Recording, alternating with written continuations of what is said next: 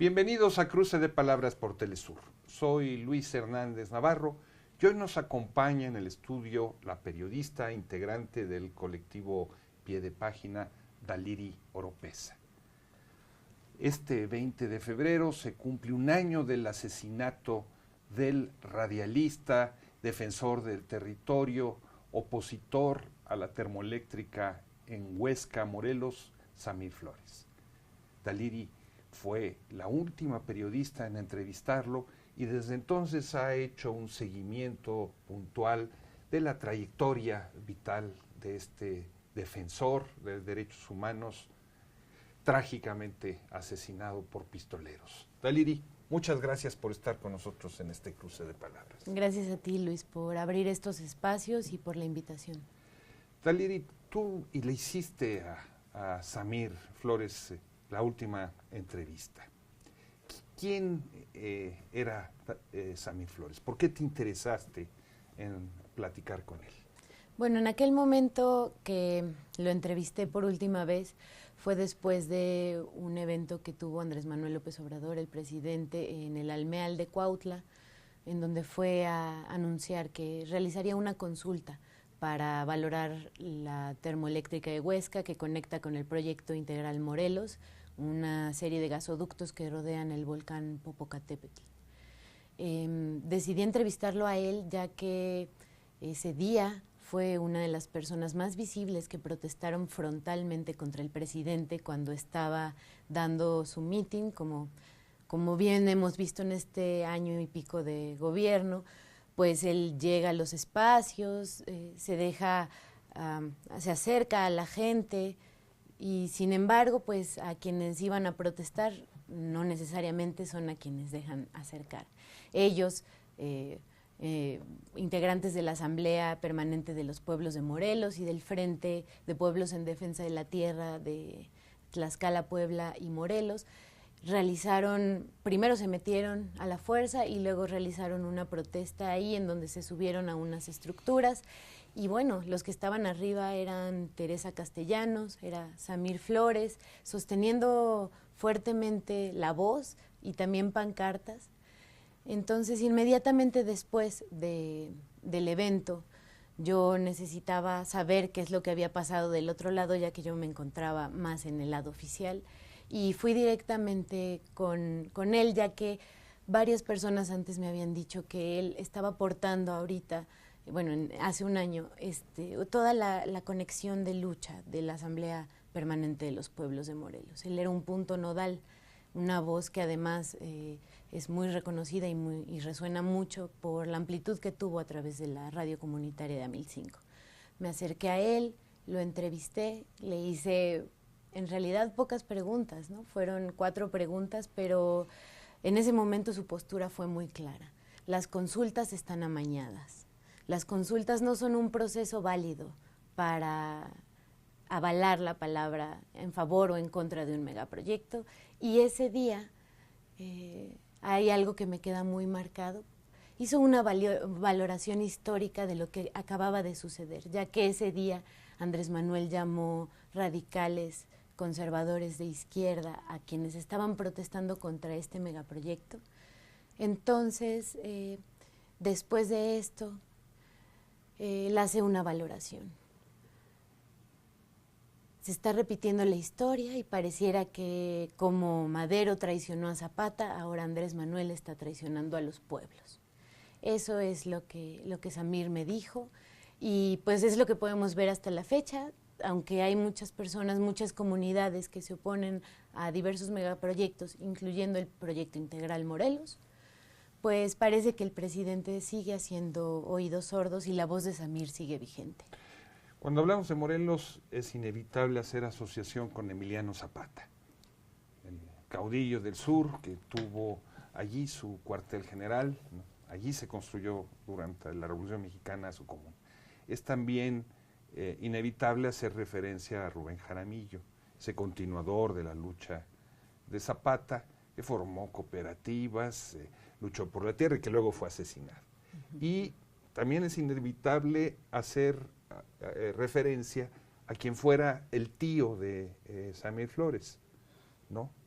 Bin, que luchó por el municipio, luchó por una escuela normal rural y también fue asesinado. Su coche apareció volcado en la carretera en condiciones muy sospechosas después de esa lucha. ¿Tú dirías que Samir Flores es continuador de esas luchas? Creo que sí, porque él fue una persona que logró conjugar muchas fuerzas a nivel regional y como lo vimos ahora en esta protesta del 20 de febrero, pues también a nivel mundial, también a nivel nacional. Samir es una persona que siempre mostró mucha curiosidad por conocer qué hacían los líderes sociales en su territorio. Ahora que estábamos en el Panteón, que me tocó cubrir la marcha que hicieron en Amilcingo para recordarlo, uno de sus amigos me comentaba que pasaba horas sentado con su padre, o sea, con el padre de su amigo, que además fue amigo con Bim Flores, y pasaba horas y horas escuchándolo hablar de cómo había sido esta lucha y cómo él podía utilizar estas estrategias de lucha para lo que estaba haciendo contra el gasoducto del Proyecto Integral Morelos, que además atraviesa las tierras de Amilcingo, su comunidad natal. Entonces, además, la fuerza que tenía Samir, lo querido que fue en su comunidad, deja ver que era un líder nato, era un líder social que además podía compartir la palabra de manera sencilla, que la gente al principio le decían que era un loco, que algunos lo querían criminalizar, y sin embargo, él siguió adelante, dando a conocer las repercusiones que tiene este megaproyecto en su comunidad y en la región, y siguió hasta que la gente se dio cuenta que lo que él estaba haciendo era defender la vida. En ese sentido, pues otra historia igual en el mismo panteón, porque además la gente hablaba y en esta reunión llena de flores, la gente se puso a contar experiencias sobre Samir y una señora muy naturalmente dijo, claro, le querían hacer como Zapata, querían decir, a Zapata decían que era robavacas, a Samir le decían que era un loco y que no era una persona de bien. Y mira, a los dos los mataron porque estaban defendiendo lo que era correcto, la tierra, el territorio, lo de los campesinos. Entonces yo escuchaba que comentaban este tipo de cuestiones y claro que hay ahí una cuestión de lucha muy importante que Samir concentra en él y que tiene que ver con una herencia, ¿verdad? Con una herencia de estos grandes luchadores sociales.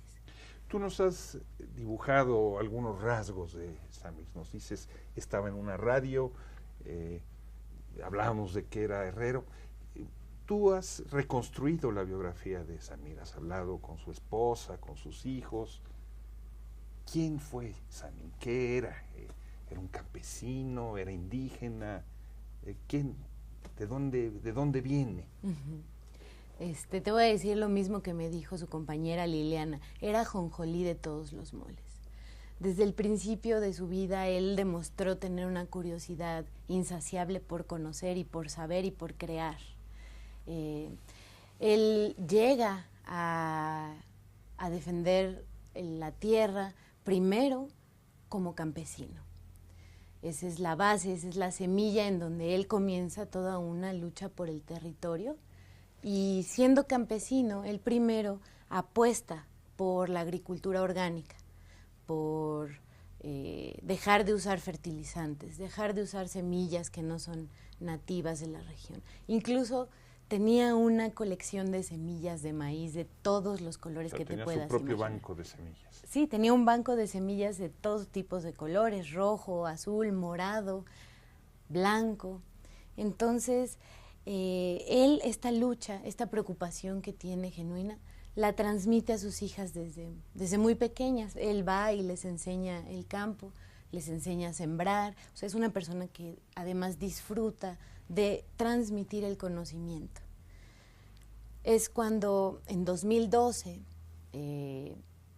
personas de Puebla en específico de la comunidad de Zacatepec, en donde también tenían al megaproyecto del Proyecto Integral Morelos encima de ellos, el mismo gasoducto que pasa por esta comunidad de Zacatepec, que es de un lado del volcán, pues pasaba también en Amilcingo, y esta comunidad, con tradición también de lucha, por donde también pasó Zapata, pues fueron a avisar a una asamblea al pueblo, al municipio de al lado, a Jantetelco.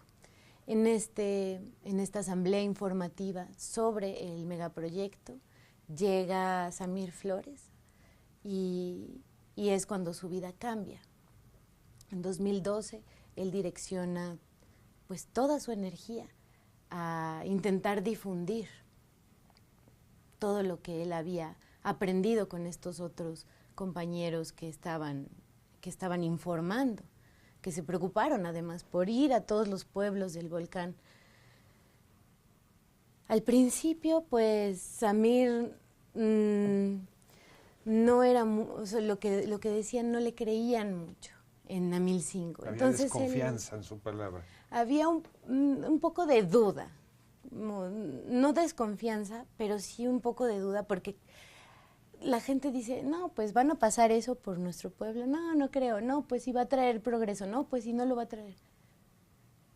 Al final, ahora que lo vemos, Samir tenía razón, y sin embargo, él, como se da cuenta que en su comunidad está un poco difícil de informar, se dedicó a tejer alianzas con todas las comunidades aledañas a Amilcingo, como Huesca, así es como llega a donde está la termoeléctrica, con Teresa Castellanos, en Jantetelco, en Los Limones, en todas las comunidades que rodean a Amilcingo y que pasan también por el volcán. Llegó a ir a Puebla, llegó a ir a Atlixco, llegó a ir a Tlaxcala, llegó a muchas comunidades a informar él primero.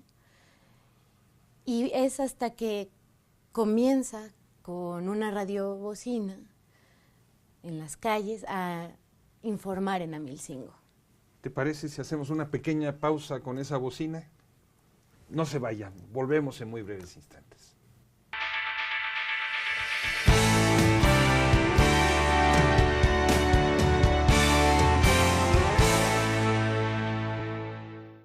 Estamos ya de vuelta en este cruce de palabras, conversando con la periodista Daliri Oropeza.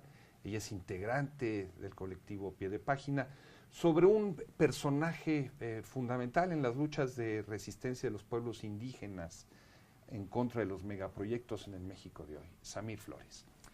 Daliri, antes de irnos a la pausa, tú nos contabas cómo Samir se pone en las calles con un altavoz a informar sobre los riesgos de este megaproyecto. ¿Ese es el origen de su proyecto radial? Sí, ese es el origen. Él con esta intención se aferró a que su pueblo abriera los ojos ante la amenaza contundente que significa que te pasen un gasoducto, siendo un pueblo a escasos kilómetros de un volcán activo. Él sabía de las repercusiones y de incluso lo peligroso que sería para la vida, no nada más de la naturaleza, sino de las propias personas, que pasara un gasoducto por su comunidad.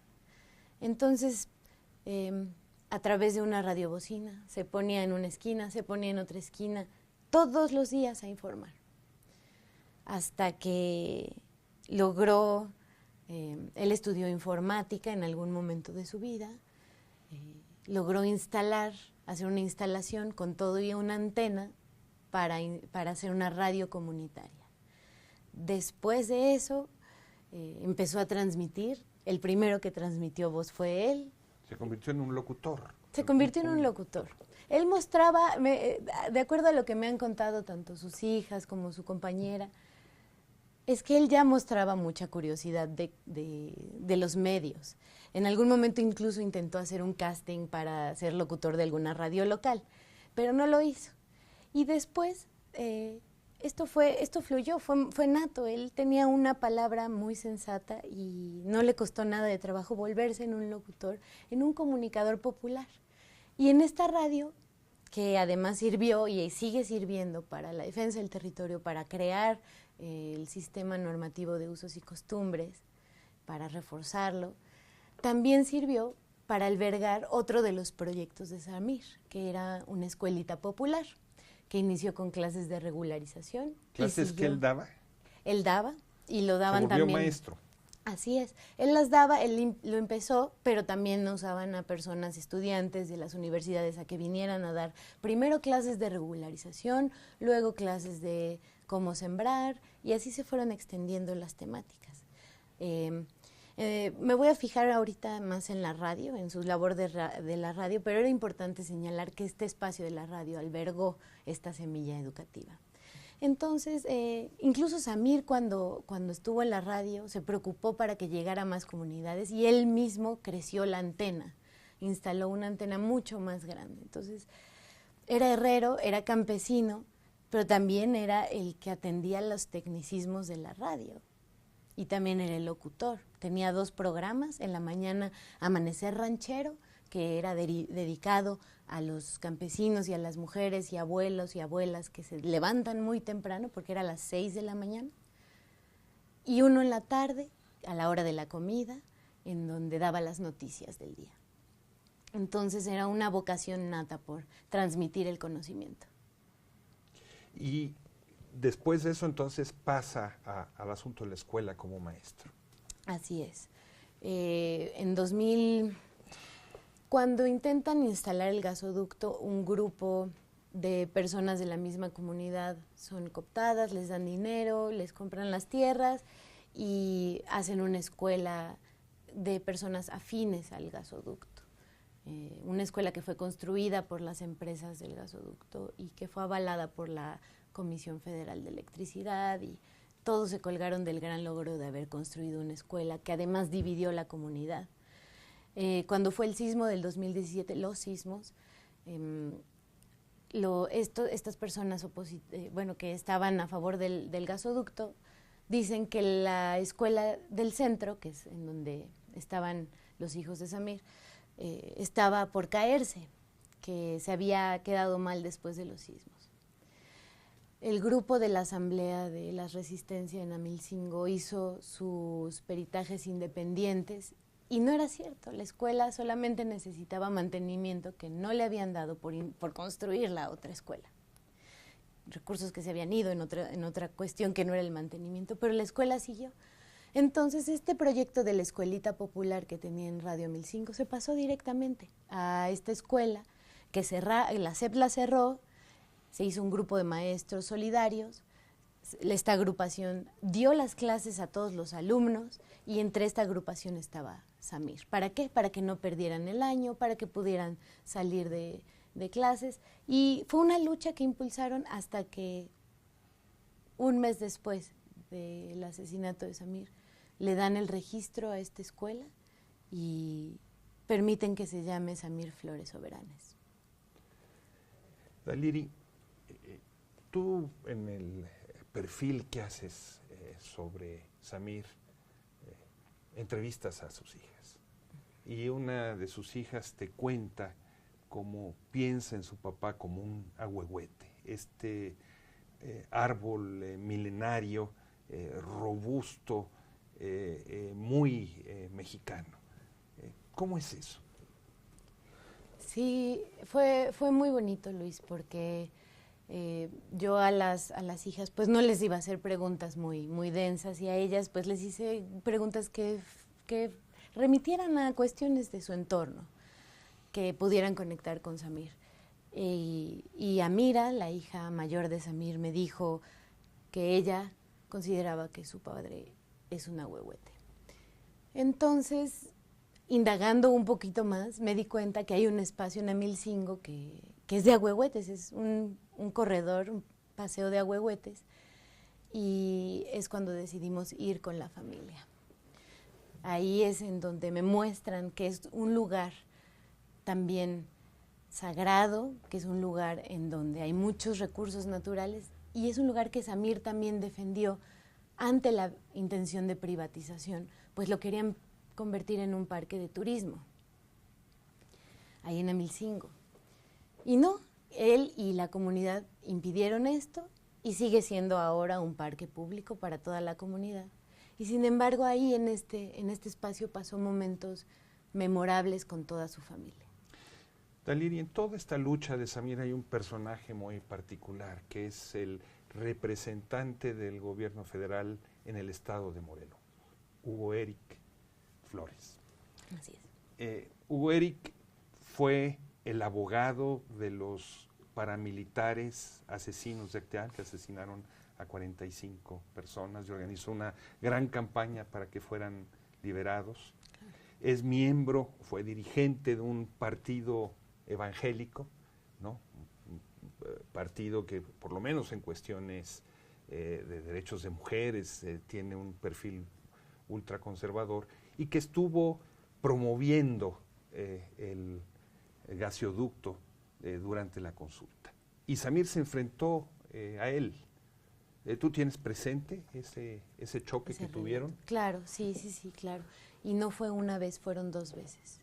Fueron 2 asambleas en 2 diferentes comunidades, en donde Samir asistió son supuestas asambleas informativas que estaba haciendo Hugo Eric previo a la consulta, que se supone que las estuvieron haciendo con mucho tiempo de antelación. No es claro cuántas veces estuvieron informando, pero Samir lo confrontó de manera directa, casi a la parte última de los eventos. Él alzaba la mano. Lo que me narra el profesor Jorge, que era un amigo muy cercano de Samir, es que pues fue directa la apelación de por qué no les estaban haciendo caso como pueblos, que ellos ya habían decidido que no querían ni consulta, ni termoeléctrica, ni gasoducto, ni nada. Y en esa misma asamblea dio a conocer los graves daños del gasoducto. Y pues bueno, un día después, es más, pocas horas después, habrán sido menos de 12 horas después de que se vieron, es cuando asesinan a Samir. También hay otro dato interesante.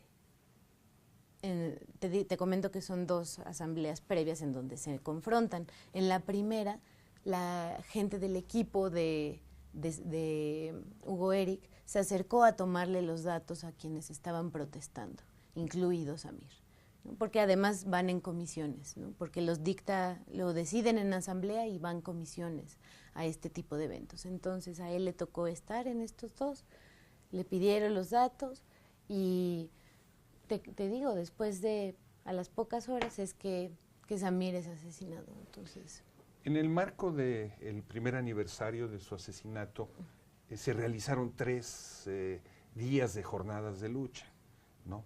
Tú ya nos contaste un poco lo sucedido en su pueblo, ¿no? En Amilcingo. Un día después hubo una gran movilización en la Ciudad de México, en donde sus compañeros ponen un busto de Samir en el Zócalo de la Ciudad de México, mirando hacia Palacio Nacional, y un tercer día que tiene que ver con la realización de la Asamblea del Congreso Nacional Indígena. Tú participaste en las 3 jornadas. Así es. ¿Qué balance haces? ¿Qué idea te da de lo que está sucediendo? ¿Por qué esas jornadas se llamaron Samir Vive? Bueno, yo tengo un balance bastante positivo de estos 3 días en cuanto a organización, en cuanto a resonancia y en cuanto a fortalecimiento de las personas que están ahorita luchando por la vida.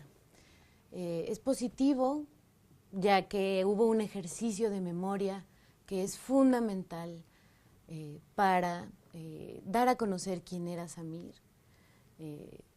Creo que este ejercicio de memoria resonó y logró tener amplitud de difusión gracias a las actividades dislocadas.